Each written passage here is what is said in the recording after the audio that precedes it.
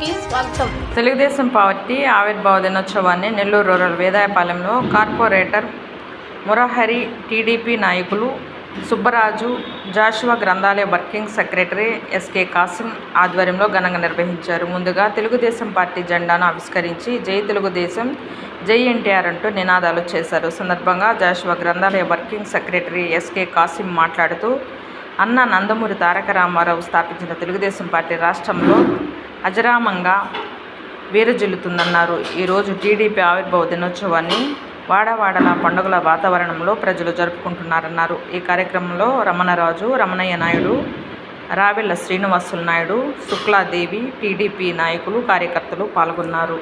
44వ సంవత్సరం పూర్తి చేసుకున్న సందర్భంగా అందరూ కూడా టీడీపీ అభిమానులతో యావత్ భారతదేశంలో తెలుగు వారందరికీ కూడా ఈరోజు ఒక పండుగ రోజు. విశ్వవిఖ్యాత నట సార్వభౌముడు ఎన్టీ రామారావు స్థాపించిన ఈ తెలుగుదేశం పార్టీకి పుట్టే కానీ దానికి కావేలేది అజరామరమైంది.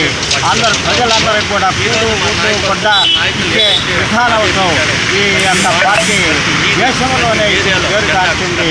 అలాగే ఇటీవల టీ4 విధానం కూడా చాలా చక్కగా అమలు చేస్తున్నారు నారా చంద్రబాబు నాయుడు గారు. అలాగే యువ నాయకుడు లోకేష్ గారి ఆధ్వర్యంలో మన పార్టీ డబల్ ఇండియన్ గవర్నమెంట్గా ఇది మేము అనుకుంటున్నాము. అందరికీ కూడా మేము శుభాభినందనలు చేస్తూ ఇక్కడ కార్పొరేటర్గా పోటీ చేయాలని మా ఏరియా ఉండే సుబ్బరాజు గారు ఉబలాట పడుతున్నారు.